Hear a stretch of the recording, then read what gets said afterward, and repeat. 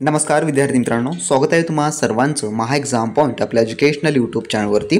तर विद्यार्थी मित्रांनो, आपण सकाळी जे आहे नवी मुंबई महानगरपालिकेमध्ये जी सरळ सेवा पदभरती जाहिरात प्रसिद्ध करण्यात आलेली आहे एकूण 620 पदांसाठीची। तर त्या संदर्भात आपण सकाळी जे आहे शॉर्ट नोटिफिकेशन पाहिली होती, ज्यामध्ये फक्त आपल्याला पदांची नावे व किती पदे रिक्त आहेत व त्यासाठी वेतन श्रेणी किती दिला जाईल या संदर्भात आपण सकाळी जी आहे माहिती मिळवलेली होती। तर आता जे आहे त्याचं संपूर्ण आता जे आहे जाहिराती विश्लेषण आलेलं आहे, कोणत्या पदासाठी काय पात्रता लागणारे असेल व त्यासोबतच परीक्षा पद्धतीचं काय नियोजन आहे हे देखील यामध्ये सांगण्यात आलेलं आहे। तर आजच्या व्हिडिओमध्ये आपण त्या संदर्भात संपूर्ण काही A to Z माहिती आपण जाणून घेणार आहोत। तर व्हिडिओ खूप इम्पॉर्टंट आहे, व्हिडिओला तुम्ही शेवटपर्यंत आणि काळजीपूर्वक पहा। आणि ही जी पदे भरली जाणारी आहेत ती गट क आणि गट ड संवर्गामधील आहेत, त्यामुळे तुमच्याकडे कोणतीही ग्रॅज्युएशन लेवलची पदवी असेल तरी तुम्ही यासाठी अर्ज करू शकता। यामध्ये कोणतं स्पेशलायझेशन वगैरे त्यांनी मागितलेलं नाही आहे, त्यामुळेच हा व्हिडिओ इम्पॉर्टंट आहे म्हणत आहे। व्हिडिओला शेवटपर्यंत आणि काळजीपूर्वक पहा। तर यामध्ये आपण पदांची तर माहिती आपण ऑलरेडी सकाळच्या सत्रामध्ये माहिती घेतलेली आहे, त्यावर आपण वेळ न वाया घालवता आपण डायरेक्टली वळूया पात्रतेकडे। जे काही शैक्षणिक अर्हता ठेवण्यात आलेली आहे पदनिहाय आपण संपूर्ण काही जाणून घेणार आहोत। यामधलं जे आपलं पहिलं पद आहे जे की बायोमेडिकल इंजिनियर, तर हे गट क चं पद आहे आणि प्रति पदासाठी वेतन जे काही तुमचं सॅलरी लेवल आहे ते खूप छान या ठिकाणी आहे। तर या ठिकाणी पाहून घ्या या पदाकरता काय शैक्षणिक अर्हता आहे। तर यामध्ये म्हटलेलं आहे की मान्यता प्राप्त विद्यापीठाची बायोमेडिकल इंजिनिअरिंगची पदवी आणि त्यासोबतच किंवा तथापि म्हटलेलं या ठिकाणी पदवीधर उमेदवार उपलब्ध न झाल्यास सदर पद बायोमेडिकल इंजिनिअरिंग मधील पदविका किंवा मेडिकल इलेक्ट्रॉनिक्स मधील पदवीधारकामधून भरण्यात येईल। म्हणजेच काय, यामधलं जर हे मिळालं नाही तर यामधले देखील ते भरू शकतात। त्यानंतर म्हटलं आहे संबंधित विषयातील कामाचा 2 वर्षाचा अनुभव असणं आवश्यक आहे, त्यासोबत मराठी भाषेचं ज्ञान असणं आवश्यक आहे असं त्यांनी म्हटलेलं आहे। तर जागा या ठिकाणी तुम्ही पाहून घेऊ शकता, संवर्गनिहाय जागा या ठिकाणी दिलेल्या आहेत। त्यानंतर जे दुसरं पद आहे जे की कनिष्ठ अभियंता स्थापत्य, जे की हे गट क चं पद आहे आणि यासाठी पे लेवल देखील छान आहे। आणि यासाठी काय म्हटलेलं आहे जे की शैक्षणिक अर्हतेमध्ये की मान्यता प्राप्त विद्यापीठाची स्थापत्य म्हणजेच की सिव्हिल अभियांत्रिकी शाखेची पदवी व त्यासोबतच मराठी भाषेचं ज्ञान आवश्यक असणे आहे असे यांनी म्हटलेलं आहे। तर या ठिकाणी सिव्हिलचे जे काही आपले उर्वरित कॅन्डिडेट्स होते जे की मागील पदभरतीमधून राहिलेले, त्यांनी तर यामध्ये तुम्ही अर्ज करून टाका, 100% तुमचा निकाल या ठिकाणी येणारा असेलच। कारण का आपले काही मागील विद्यार्थी होते बॅचचे जे की ज्यांचं 1-2 मार्काने राहून गेलेलं होतं, तर त्यांनी आता यासाठी तुम्ही अर्ज करून टाका। आणि जर तुम्ही चांगल्या पद्धतीने तयारीला केला, जसं की आपल्या मागील मार्गदर्शनाखाली तुम्हाला भरपूर सारे विद्यार्थी जे की 2-3 मार्काने आपले राहून गेलेले होते, तर त्यांच्यासाठी ही पूर्वसंधी जे की पुनर्संधी उपलब्ध झालेली आहे। त्यानंतरचं पुढील जे आहे पद आपलं कनिष्ठ अभियंता बायोमेडिकल इंजिनिअरिंगचं आहे।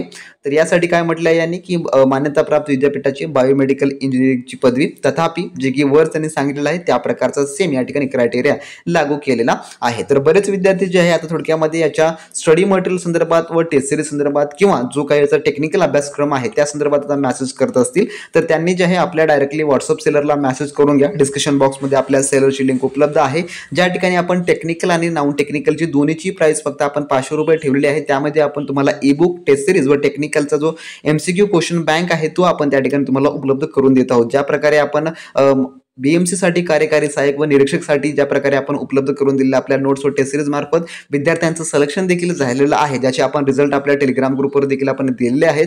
त्याच पद्धतीने आपण या नवी मुंबईसाठी देखील आपण आपला क्रॅश कोर्स घेऊन आलेलो आहोत। ज्यांना कोणाला ही एक्झाम क्रॅक करायची आहे, ज्यांना चांगले गुण मिळवायचे आहेत, त्यांनी आपलं स्टडी मटेरियल नक्की रेफर करा, कारण का त्यामध्ये आपण जे परीक्षेमध्ये येईल असं आपण त्यामध्ये प्रोव्हाइड करून देत असतो। त्यानंतरचं जे पुढील पद आहे जे की उद्यान अधीक्षकचं, जे की गट क चं पद आहे, यासाठीची पात्रता त्यांनी म्हटलेलं आहे की मान्यता प्राप्त कृषी विद्यापीठाची BSc horticulture, agriculture, botany, forestry पदवी, मान्यता प्राप्त विद्यापीठाची किंवा वनस्पती शास्त्रातील पदवी। तर यापैकी कोणतंही त्यांनी एक या ठिकाणी मागितलेलं आहे। तर तुमच्याकडे यापैकी एक असेल तर तुम्ही अर्ज करू शकता व त्यासोबत मराठी भाषेचं ज्ञान असणं आवश्यक आहे। त्यानंतरचं 5वं पद सहाय्यक माहिती व जनसंपर्क अधिकारी गट क चं पद आहे। यासाठी पाहून घ्या की मान्यता प्राप्त विद्यापीठाची कोणत्याही शाखेची पदवी म्हटलेलं आहे, त्यासोबतच शासन मान्य पत्रकारिता व जनसंज्ञापन, ज्यालाच आपण कम्युनिकेशन म्हणतो, जर्नलिझम अँड मास कम्युनिकेशन्स मधील पदविका असणं आवश्यक आहे। त्यासोबत शासन मान्य संस्थेतील संबंधित कामाचा 3 वर्षाचा अनुभव त्यांनी मागितलेला आहे व मराठी, इंग्रजी व हिंदी भाषेचा ज्ञान असणं आवश्यक आहे। त्यानंतर पुढील पद आहे वैद्यकीय समाजसेवक गट क चं पद आहे। यासाठीची पात्रता मान्यता प्राप्त विद्यापीठाची समाजशास्त्र शाखेची पदवी, उत्तर पदवी किंवा मान्यता प्राप्त विद्यापीठाची वैद्यकीय समाजसेवक या विषयातील MSW पदवी, म्हणजे की MSW वाले या ठिकाणी एलिजिबल असणारे असतील। त्यासोबतच शासकीय निमशासकीय स्थानिक स्वराज्य संस्थेमधील 200 रुग्ण खाटा रुग्णालयातील 2 वर्षाचा अनुभव असणं आवश्यक आहे व त्यासोबत मराठी भाषेचं ज्ञान आवश्यक आहे म्हटलेलं आहे. त्यानंतर पुढील पद डेंटल हायजिनिस्टचं पद आहे आणि यासाठी जी पात्रता म्हटली आहे त्यांनी की महाराष्ट्र राज्य माध्यमिक उच्च माध्यमिक शिक्षण मंडळाची विज्ञान शाखेची उच्च माध्यमिक शालांत प्रमाणपत्र परीक्षा उत्तीर्ण असणं आवश्यक आहे, जे की HSC म्हणजे 12वी तुमचं सायन्समध्ये असणं आवश्यक आहे. त्यानंतर म्हटलं आहे डेंटल काउन्सिल ऑफ इंडियाने विद्यमान शासकीय दंत महाविद्यालय मुंबई किंवा इतर काउन्सिलतर्फे इतर मान्यताप्राप्त संस्थेमार्फत महाराष्ट्र शासनाने आयोजित केलेले दंत आरोग्य तज्ज्ञ जी की परीक्षा उत्तीर्ण आवश्यक आहे व त्यासोबतच यामधला तुम्हाला 2 वर्षाचा अनुभव आणि मराठी भाषेचं ज्ञान मागितलेलं आहे. त्यानंतरचा पुढील पद आहे जे की स्टाफ नर्स किंवा नर्स मिडवाईफचा GNM वर आधारित आणि यासाठी काय मागितलेलं आहे की मान्यताप्राप्त विद्यापीठाची BSc नर्सिंग या विषयाची पदवी त्यासोबत किंवा मध्ये आहे किंवा म्हटलं आहे की तुमचं जे HSC वर तुमचं समजा नर्सिंग झालेलं असेल तर GNM तर तुम्ही त्या ठिकाणी जे काही तुमचं महाराष्ट्र नर्सिंग काउन्सिलचं जे काही प्रमाणपत्र आहे किंवा जो रजिस्ट्रेशन नंबर आहे ते तुमच्याकडे असणं आवश्यक आहे असं म्हटलेलं आहे. तर BSc नर्सिंगवाले देखील यासाठी अर्ज करू शकतात. हे प्रश्न जे आहे आपला NMC साठी खूप कन्फ्युजिंग वाला होता की त्या ठिकाणी फक्त GNM वालेच अप्लाय करू शकत होते, परंतु या ठिकाणी जे आहे तुमचं BSc नर्सिंग झालेलं असेल तरी तुम्ही अर्ज करू शकता आणि जर तुमचं GNM झालं असेल तरी तुम्ही या ठिकाणी अर्ज करू शकता. त्यानंतर म्हटलं आहे परिचारिका म्हणून शासकीय निमशासकीय जे काही संस्थेमध्ये 2 वर्षाचा अनुभव असणं आवश्यक आहे. त्यासोबत महाराष्ट्र नर्सिंग काउन्सिलचं नोंदणी आवश्यक आहे आणि मराठी भाषेचं ज्ञान आवश्यक आहे असं म्हटलेलं आहे. त्यानंतर पुढील पद डायलिसिस तंत्रज्ञ गट क चं पद आहे. या ठिकाणी पाहून घ्या. यामध्ये म्हटलेलं आहे मान्यताप्राप्त विद्यापीठाची विज्ञान शाखेची पदवी किंवा DMLT पुन्हा 6 महिन्याचा डायलिसिस तंत्रज्ञ अभ्यासक्रम पूर्ण संबंधित विषयातील कामाचा 2 वर्षाचा अनुभव आवश्यक व मराठी भाषेचं ज्ञान आवश्यक आहे असं म्हटलेलं आहे. त्यानंतर पुढील पद सांख्यिकी सहाय्यकचं आहे गट क चं आणि यासाठी जी पात्रता काय म्हटलं पाहून घ्या की मान्यताप्राप्त विद्यापीठातील सांख्यिकी विषयासह पदवी पुन्हा संबंधित विषयातील कामाचा 2 वर्षाचा अनुभव आवश्यक आणि मराठी भाषेचं ज्ञान आवश्यक आहे असं म्हटलेलं आहे. त्यानंतर पुढील पद ECG तंत्रज्ञ गट क चं पद आहे. या ठिकाणी पाहून घ्या काय म्हटलं शैक्षणिक अर्हतेमध्ये की मान्यताप्राप्त विद्यापीठाची भौतिकशास्त्र इलेक्ट्रॉनिक्स या विषयासह विज्ञान शाखेतील पदवी व शासनमान्य संस्थेतील ECG टेक्निशियन विषयाचे जे काही प्रशिक्षण पूर्ण आणि शासकीय निमशासकीय स्थानिक स्वराज्य संस्था खाजगी रुग्णालयातील ECG तंत्रज्ञ कामाचा 2 वर्षाचा अनुभव आवश्यक आहे म्हटलेला आहे आणि मराठी भाषेचं ज्ञान. तर मराठी भाषेचं हे आपल्याला येतच असतं पण त्यांनी या ठिकाणी मेन्शन केलेलं आहे. पुढील पद आपलं जे की CSSD चं पद आहे ज्याला आपण सेंट्रल सर्जिकल सुपरवायझेशन डिपार्टमेंट असं देखील म्हणतो. यासाठी पाहून घ्या काय आहे पात्रता तर मान्यता प्राप्त विद्यापीठाची सूक्ष्म जीवशास्त्रातील पदवी मायक्रोबायोलॉजी त्यानंतर किमान 100 खाटाच्या रुग्णातील निर्जंतुकीकरण कामाचा 2 वर्षाचा अनुभव म्हटलेला आहे व त्यासोबत मराठी भाषेचा अनुभव. त्यानंतर पुढील पद आहे आहार तंत्रज्ञ जे काही गट क चंच पद आहे आणि यासाठी म्हटलेलं आहे मान्यताप्राप्त विद्यापीठाची फूड अँड न्यूट्रिशन विषयासह BSc पदवी किंवा न्यूट्रिशन अँड डायटिशियन्स या विषयामधील पदवी उत्तर पदविका व त्यासोबत 2 वर्षाचा अनुभव आणि मराठी भाषेचं ज्ञान या ठिकाणी मागितलेलं आहे. त्यानंतर पुढील पद नेत्रचिकित्सा सहाय्यकचं पद आहे. तर यासाठी जी पात्रता जी त्यांनी म्हटलेली आहे जी काही HSC असणं आवश्यक आहे सायन्स बॅकग्राऊंडमधून आणि शासकीय वैद्यकीय महाविद्यालयातील ऑप्थेल्मिक असिस्टंट किंवा पॅरामेडिकल ऑप्थेल्मिक असिस्टंटचा 2 वर्षाचा अभ्यासक्रम पूर्ण किंवा मान्यताप्राप्त विद्यापीठाची ऑप्टिमेट्री विषयातील पदवी किंवा पदविका असणं आवश्यक आहे व त्यासोबत 2 वर्षाचा अनुभव आणि मराठी भाषेचं ज्ञान या ठिकाणी म्हटलेलं आहे. त्यानंतर पुढील आहे जे काही औषध निर्माता किंवा औषध निर्माण अधिकारी गट क चं पद. या ठिकाणी पाहून घ्या जे काही BSc B फॉर्मा झालेले विद्यार्थी आहेत मान्यताप्राप्त विद्यापीठाची B फॉर्म पदवी व त्यासोबतच महाराष्ट्र फार्मसी काउन्सिल नोंदणी प्रमाणपत्र महाराष्ट्र फार्मसी ॲक्ट 1948 नुसार वैध नोंदणी प्रमाणपत्र आवश्यक व 2 वर्षाचा अनुभव आणि मराठी भाषेचं ज्ञान या ठिकाणी आवश्यक आहे असं म्हटलेलं आहे.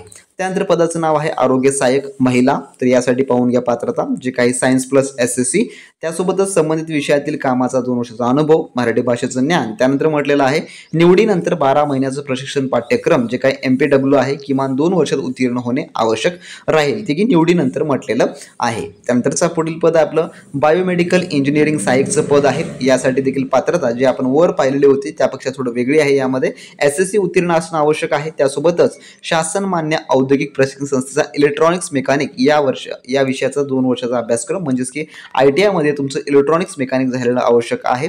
त्यासोबत संबंधित कामाचा 2 वर्षाचा अनुभव आणि मराठी भाषेचं ज्ञान या ठिकाणी म्हटलेलं आहे. त्यानंतर पुढील आहे पशुधन पर्यवेक्षकचं पद. यासाठी पाहून घ्या काय म्हटलेलं आहे. तर यामध्ये तुम्हाला तुमच्याकडे जे आहे HSC उत्तीर्ण आवश्यक आहे. यामध्ये सायन्स वगैरे त्यांनी काही मेन्शन केलेलं नाही, फक्त HSC त्यासोबत मान्यताप्राप्त विद्यापीठाची पशुसंवर्धनाची जी काही पदविका असणं आवश्यक आहे आणि 2 वर्षाचा अनुभव व मराठी भाषेचं ज्ञान असं त्यांनी या ठिकाणी संबोधित केलेलं आहे. त्यानंतर आहे ANM वरचं ॲलेक्झरी नर्सरी मिडवाईफचं ANM आपण त्याला म्हणतो. तर यासाठी SSC उत्तीर्ण आवश्यक आहे.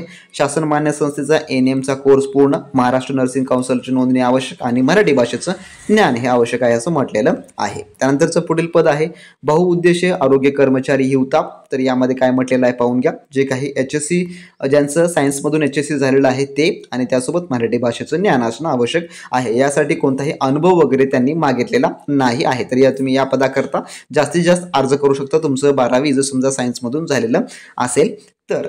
त्यानंतरचं पुढील पद आहे शस्त्रक्रियागृह सहाय्यकसाठीचं आणि यासाठी म्हटलेलं आहे जे की तुमचं सायन्स हे जे आहे थोडक्यामध्ये जीवशास्त्रासोबत म्हणजेच की तुमचं सायन्स प्लस बायोलॉजी असणं आवश्यक आहे आणि त्यावर उत्तीर्ण असणारे विद्यार्थी यासाठी अप्लाय करू शकतात. प्लस 2 वर्षाचा अनुभव आणि मराठी भाषेचं ज्ञान आवश्यक आहे. त्यानंतरचं पुढील पद आहे सहाय्यक ग्रंथपाल गट क चं पद आहे. शैक्षणिक आहारता याची मान्यताप्राप्त विद्यापीठाची ग्रंथालय शाखेची पदवी आणि मराठी भाषेचं ज्ञान हे या ठिकाणी कंपल्सरी आहे. त्यानंतरचं पुढील पद आहे वायरमॅनचं. तर वायरमॅनमध्ये यांनी म्हटलेलं आहे की तुमचं SSC असणं आवश्यक आहे. त्यासोबत ITI मध्ये तुमच्याकडे वायरमॅनचा ITI असणं आवश्यक आहे व तदनंतर NCCVTचं प्रमाणपत्र, जे NCCVTचं प्रमाणपत्र असतं ते देखील असलं तरी चालणारं असेल आणि संबंधित कामाचा 3 वर्षाचा अनुभव या ठिकाणी मागितलेला आहे व त्यासोबत मराठी भाषेचं ज्ञान.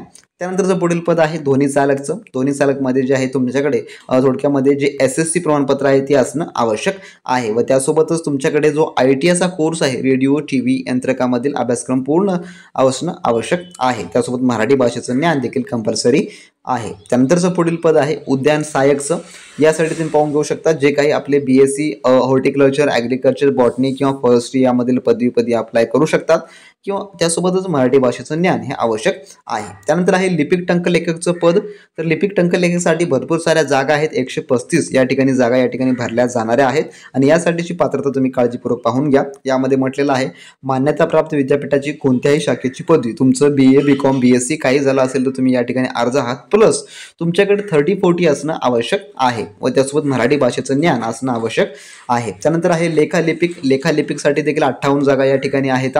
तर आपल्या व्हॉट्सअप सेलरला मेसेज करून तुमच्या पदानुसार तुम्ही त्या ठिकाणी जो आपला नॉन टेक्निकलचा कोर्स आहे किंवा टेक्निकल कोर्स आहे किंवा दोन्ही तुम्ही तुमच्या पदानुसार तुम्ही त्या ठिकाणी घेऊ शकता. तर यामध्ये म्हटलेलं आहे की मान्यताप्राप्त विद्यापीठाची वाणिज्य शाखेची पदवी, म्हणजे या ठिकाणी फक्त कॉमर्स केलेलेच विद्यार्थी एलिजिबल असणारे आहेत. तुमच्याकडे कॉमर्स प्लस 30-40 प्रमाणपत्र असणं आवश्यक आहे आणि मराठी भाषेचं ज्ञान. म्हणजे काय तर कॉमर्सवाल्यांसाठी ही एक चांगलीच संधी आहे जे की लेखालिपिक या पदासाठी. त्यानंतरचं पुढील पद आहे जे की शवविच्छेदन मदतनीस, जे काही हेल्परचं पद आहे. यासाठी जे की शैक्षणिक आहारता, जे काही SSC पास विद्यार्थी व त्यासोबतच 2 वर्षाचा अनुभव आणि मराठी भाषेचं ज्ञान या ठिकाणी संबोधण्यात आलेलं आहे.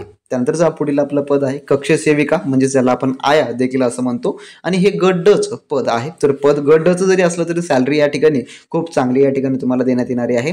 तर यामध्ये जे आहे SSC पात्र आणि त्यासोबत 2 वर्षाचा अनुभव आणि मराठी भाषेचं ज्ञान हे कंपल्सरी केलेलं आहे. त्यानंतरचं शेवटचं पद आणि 30वं पद आपलं जे की कक्ष सेवक वॉर्ड बाय, जे की गट ड चं हे पद आहे आणि यासाठी तुम्हाला जे काही SSC प्लस तुमच्याकडे 2 वर्षाचा कामाचा अनुभव आणि मराठी भाषेचं ज्ञान असणं आवश्यक आहे. आणि हे जे वॉर्ड बॉयचं पद आहे फक्त पुरुषांसाठीच राखीव आहे, त्यामुळे यासाठी महिलांसाठी कसल्याही प्रकारच्या ठिकाणी आरक्षण देण्यात आलेलं नाही आहे. तर अशा प्रकारे 30 पदांसाठीची ही जी आहे जे की मेगा भरती आहे थोडक्यामध्ये आपण नवी मुंबई महानगरपालिकेमध्ये निघालेली आणि त्यासाठी ठेवण्यात आलेली पात्रता या ठिकाणी विशिष्टरित्या आहे. तर आता परीक्षा पद्धतीसाठी आपण व्हिडिओ स्पेशली दुसरा बनवणार आहोत ज्यामध्ये आपण सिलेबस अनालाइज करणार आहोत व त्यासोबत परीक्षा पद्धती देखील माहिती जाणून घेणार आहोत. त्यामुळे तुम्ही पुढील व्हिडिओच्या अपडेटसाठी चॅनलला सबस्क्राईब करून घ्या आणि ज्या कोणी विद्यार्थी मित्रांना आपलं जे आहे जे काही क्रॅश कोर्स हवा असेल परिपूर्ण नवी मुंबई महानगरपालिकेसाठी तुमच्या टेक्निकल पोस्टनुसार, तर मित्रांनो तुम्ही आपल्या व्हॉट्सअप सेलरला मेसेज करून घ्या आणि लगेचच्या लगेच त्या ठिकाणी तुमचं रजिस्ट्रेशन किंवा तुमची जी